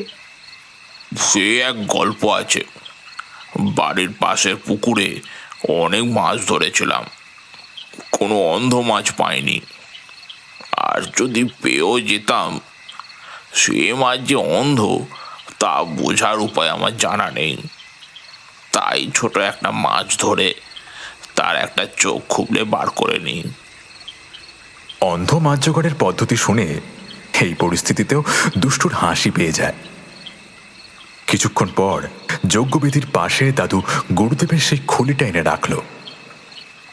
খুলিটাকে দেখে ভয়ে দুষ্টুর হাড় হিম হয়ে যাওয়ার অবস্থা, কিন্তু নিজের ভয়কে নিয়ন্ত্রণে এনে সে চোখকে মন দিল।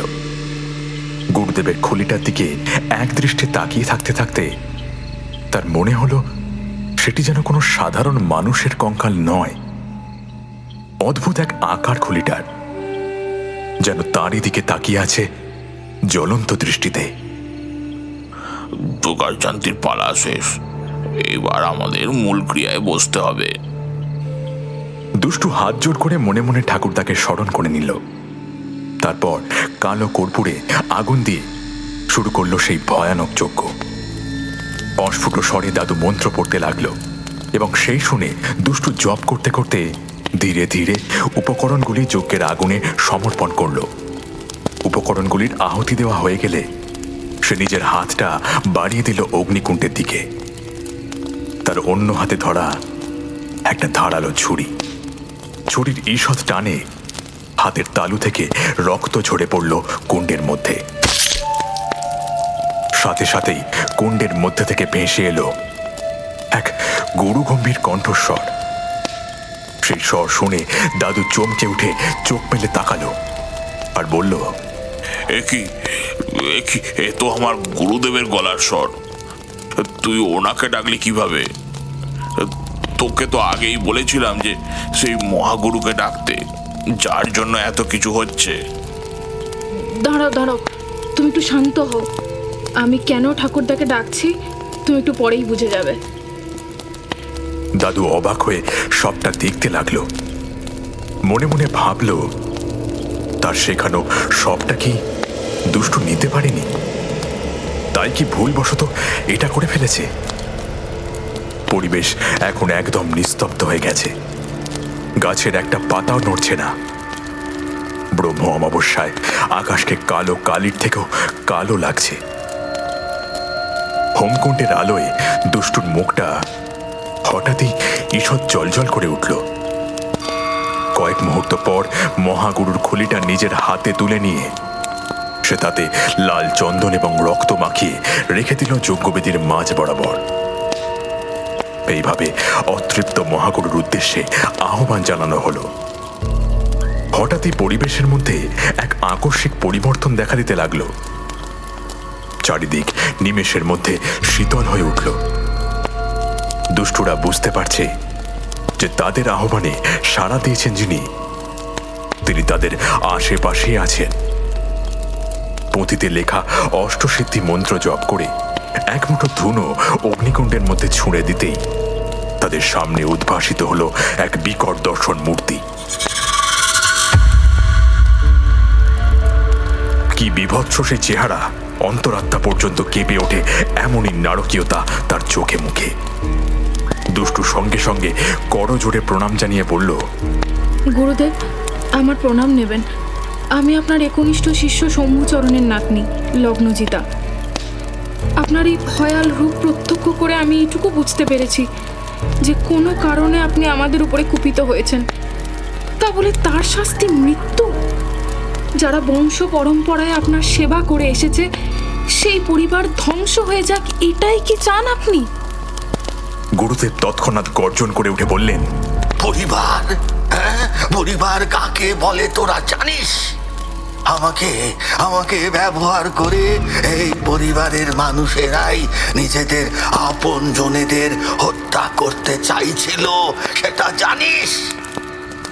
প্রায় 150 বছর ধরে আমি এই পৃথিবীতে আছি, কারণ এখনো সময় আসেনি আমার মুক্তির। অশরীরী হয়েও থেকে গেছি শুধু ভালোবাসার মায়ার টানে। এক সময় আমার শিষ্য মানব কল্যাণের জন্য আমার শরণাপন্ন হতো, কিন্তু আজ আমাকে এরা ব্যবহার করে শুধুমাত্র নিজেদের লোভ, পাপ এবং ওই হিংসা চরিতার্থের উদ্দেশ্যে। ছি ছি! আপনাকে অসৎ উদ্দেশ্যের জন্য কে স্মরণ করতো? আমার ঠাকুরদা শম্ভুচরণ? না, কখনোই না। ও আমাকে পিতার মতো সম্মান করত। ও আমার ছেলের মতো ছিল, সর্বদা আমার সেবা করত, আমার যত্নের সমস্ত ব্যবস্থা করত, আমার প্রিয় ভোগ সামনে রেখে আমাকে সন্তুষ্ট রাখত। কিন্তু আজ এই বাড়ির লোকেরা যা করেছে তার জন্য এদের শাস্তি ভোগ করতেই হবে। আমি এই পরিবারের শেষ না দেখে ছাড়বো না। বাড়ির মেজ ছেলে আমায় পাপ করতে বাধ্য করেছিল, তাই ওকে আমি যন্ত্রণাদায়ক মৃত্যু দিয়েছি। এবার ওই সেজ ছেলের পালা। তারপর একে একে সবাইকে শেষ করে দেবো আমি, সবাইকে।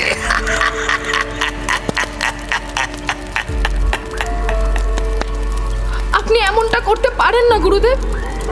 একবার ভেবে দেখুন, একজনের জন্য বাকি সকলে কেন শাস্তি পাবে? তাছাড়া এমন কি করতে বাধ্য করা হয়েছিল আপনাকে যার জন্য আপনি এতটা রেগে আছেন? তুই জানতে চাস কোন পাপ করতে আমাকে বাধ্য করা হয়েছিল? তবে শোন, এই বাড়ির বড় ছেলেকে হত্যা করার আদেশ দেওয়া হয়েছিল আমায়।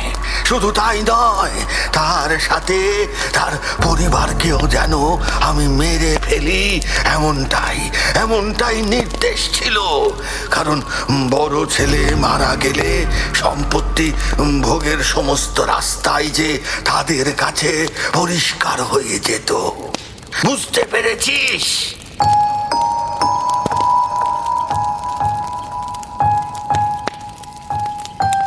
গুরুদেবের মুখে কথাগুলো শুনতে শুনতে দুষ্টু অবাক হয়ে যাচ্ছিল। তবে তবে সেই অবাক হওয়ার পিছনে রাগ ছিল না ভয়, তা সে ঠাওর করতে পারেনি।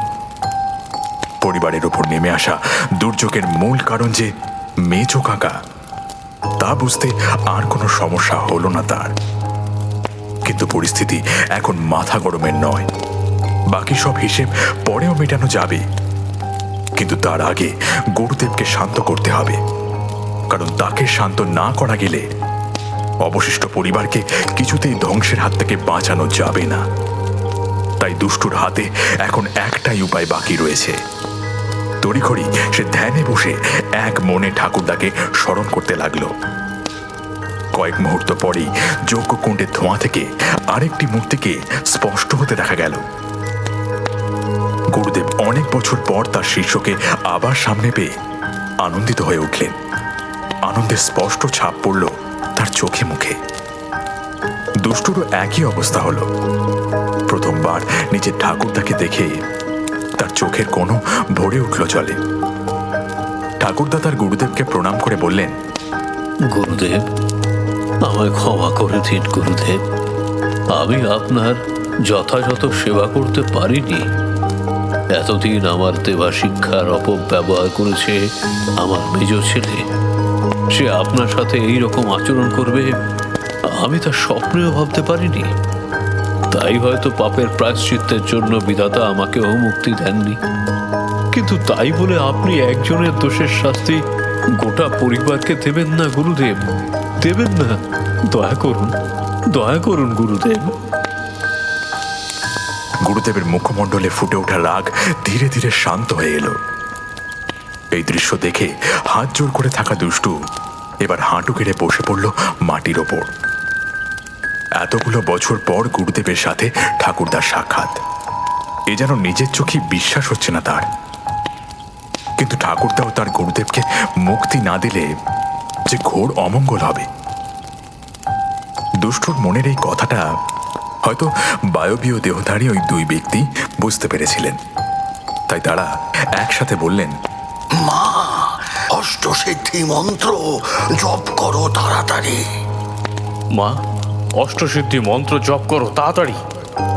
সঙ্গে সঙ্গে দুষ্টু মন্ত্র পড়ে যজ্ঞকুণ্ড থেকে একটুখানি ছাই তুলে ছিটিয়ে দিল গুরুদেবের খুলির ওপর। আর এমনটা করার সাথে সাথেই সশব্দে বিস্ফারিত হয়ে গেল খুলিটা। পাশাপাশি নিজের থেকে আগুন লেগে গেল ঠাকুরদার পুঁথিতেও। আগুনের সবকিছু পুড়ে ছাই হয়ে যাওয়ার পর সেই ছাই এবং অন্যান্য উপকরণগুলির একটি পিণ্ড তৈরি করে জলে ভাসাতে হবে।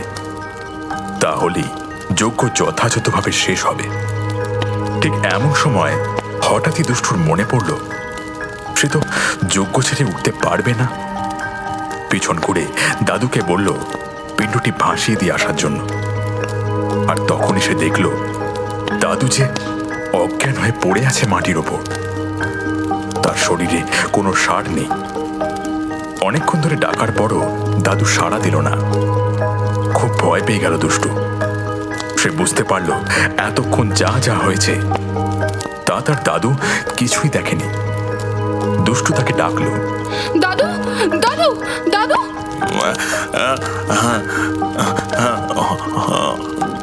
ওঠো, ওঠো, দেখো সব সমস্যা মিটে গেছে। কি? আরে কি আবার, উঠে দেখো তো, এতক্ষণ তো অজ্ঞান হয়ে পড়েছিলে। তাই তো, গুরুদেবের কণ্ঠস্বর শোনার পর হঠাৎ কি যে হলো, ঘুম ঘুম লাগলো। তারপর তো আর কিছুই মনে নেই। আচ্ছা ঠিক আছে, ওসব বাদ দাও। এই নাও পিণ্ডটা, পিছনের পুকুরে ভাসিয়ে দিয়ে এসো। দাদু চলে গেলেন। আসনে বসে বসে দুষ্টু ভাবতে থাকে,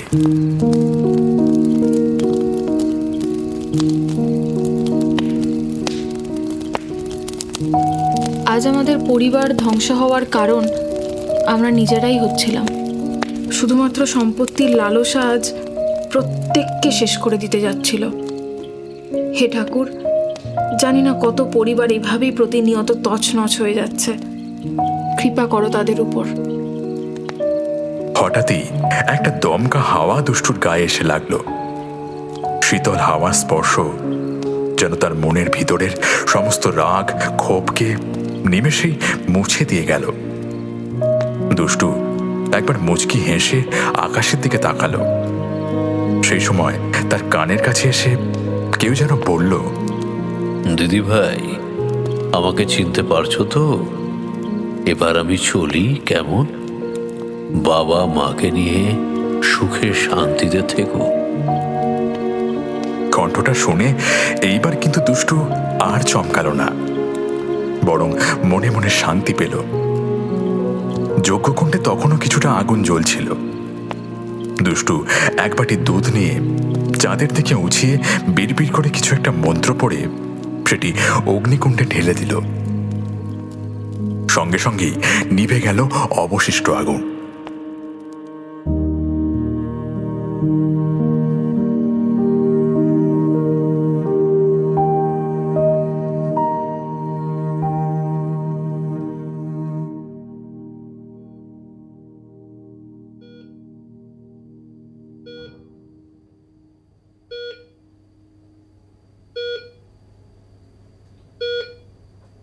চোখ খুলতেই দুষ্টু নিজেকে হসপিটালের বেডে খুঁজে পেল।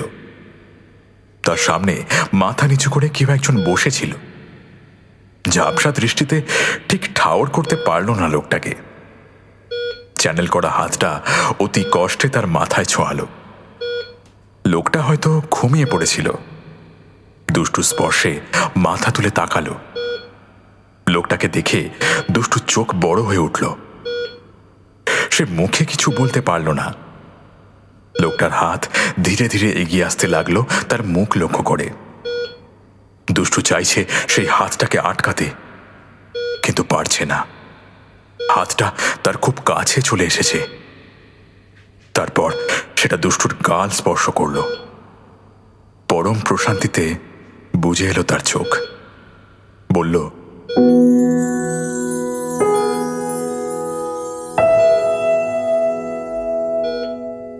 দাঁড়া, বাইরে কাকু কাকিমাকে ডাকে। তারা দুদিন ধরে তোর জ্ঞান ফেরার অপেক্ষা করছে। প্রত্যয় কেবিন থেকে বেরিয়ে যেতেই সেখানে প্রবেশ করল সমরেশ ও গীতশ্রী। মেয়েকে এই অবস্থায় দেখে গীতশ্রী তো কেঁদেই ফেললেন। সমরেশ তাকে শান্ত করলেন। তুমি মেয়ের কাছে বসো, আমি ডাক্তারকে খবর দিই। উনি বলেছিলেন মেয়ে জ্ঞান ফিরলেই ইমিডিয়েট জানাতে। সমরেশ বেরিয়ে গেলেন। গীতশ্রী মেয়ের মাথায় আলতো করে হাত বোলাতে বোলাতে বললেন, বলেছিলাম এসবের থেকে দূরে থাকতে, বড়দের ব্যাপারে না আসতে। শুনলি কথাটা? শুনলি না। আর আজ দেখ তোর নিজের কি অবস্থা করেছিস। দুদিন ধরে তোর কোনো জ্ঞান ছিল না। যজ্ঞবেদীর সামনে মামা তোকে অজ্ঞান অবস্থায় পেয়ে সঙ্গে সঙ্গে আমাদের ফোন করে ডাকে। আমরা এসে দেখি তোর কোনো সার নেই, ডাকাডাকিতেও উঠছিস না। তখন তোকে এখানে নিয়ে এলাম। ডাক্তার বললেন আমরা ঠিক সময় তোকে এখানে নিয়ে এসেছি, না হলে আর বাঁচানো যেত না। তারপর এই দুদিনের মাথায় তোর জ্ঞান ফিরল। ভগবানের আশীর্বাদ সব সময় আমাদের উপর রয়ে এসেছে মা। তাই এই বিপদের একদম প্রান্তে পৌঁছেও আমরা বেঁচে যাই। কিন্তু আমরা তোর সেজো কাকাকে বাঁচাতে পারিনি। যজ্ঞের দিন মাঝরাতে সেও মারা যায়। সব থেকে আশ্চর্যের ব্যাপার কি জানিস? ওই বাড়িটা পর্যন্ত ভেঙে পড়েছে। ঘটনাটা কাকতালীয় কিনা জানা যায়নি, কারণ গোটা শহরের কোথাও ভূমিকম্পের কোনো আভাস পাওয়া যায়নি। কেবল ওই বাড়ির উপরেই তার প্রভাবটা পড়েছে। ওকে নিয়ে হসপিটালে চলে আসার পর শুধুমাত্র 3 জন ছিল সেখানে, তোর 2 কাকি আর ছোট কাকা। বাড়ি ভেঙে পড়তে তারাও সেখানে চাপা পড়ে মারা যায়। এমন সময় ডাক্তারকে নিয়ে সমরেশ কেবিনে ঢুকলেন। ডাক্তার দুষ্টুকে সামান্য পরীক্ষা করার পর বললেন, now she is completely fine, but এখনো কিছুদিন রেস্টে থাকতে হবে। কিন্তু শরীর খুবই উইক রয়েছে। আর এই যে অক্সিজেন মাস্কটা, এইটার আর কোনো প্রয়োজন নেই। এই আমি খুলে দিলাম। এবার নাও বাড়ির লোকের সাথে কথা বলো। আমি চললাম। ডাক্তার চলে গেলেন। সমরেশ মেয়ের কাছে এসে কপালে চুমু দিলেন। তুই ঠিক আছিস তো মা? হ্যাঁ বাবা। আচ্ছা, আমরা আবার একটু বাইরে যাচ্ছি। আরেকজন তো 2 দিন ধরে আমাদের সাথে এখানেই পড়ে আছে। সেও তো একটু কথা বলুক তোর সাথে। কথা শেষ করে একটা মুচকি হাসি দিয়ে সমরেশ এবং গীতশ্রী বেরিয়ে গেলেন। এরপর দরজা ঠেলে ঢুকলো প্রত্যয়। ঢুকেই সে কিছু একটা বলতে যাচ্ছিল, তার আগেই দুষ্টু তার 2 হাত দুদিকে ছড়িয়ে দিয়ে প্রত্যয়ের দিকে তাকিয়ে থাকে। প্রত্যয় আর কিছু না বলে তার কাছে গিয়ে তাকে আলতো করে জড়িয়ে ধরে। তার কাঁধে মাথা রেখে স্বস্তির নিঃশ্বাস ফেলে দুষ্টু। নিচু গলায় বলে, কেন এলি এখানে? আমি তো বলেছিলাম তোকে আমাকে ভুলে যেতে। কি করে ভুলি বল, তোর থেকে নোটস নেওয়া যে এখনো বাকি আছে।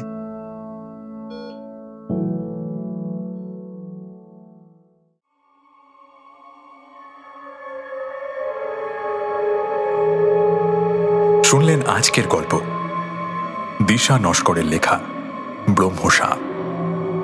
গল্প পাঠে আমি তাপস, ঠাকুরদা পার্থ মুখার্জি, লগ্নজিতা পায়েল, গীতশ্রী দেবী সৌরভী, প্রত্যয় অনির্বাণ, সমরেশ শুভ্রকমল মুখার্জি, মেজ কাকিমা পিয়ালি, সেজ কাকিমা মহুয়া, গুরুদেব রাজ ভট্টাচার্য, শিষ্য এবং ডাক্তারের চরিত্রে রাস্তি, শব্দ সংযোজন রাস্তি, আবহ নির্মাণ শুভম, প্রচ্ছদ অলঙ্করণ তাপস, সমগ্র পরিচালনায় আমি তাপস।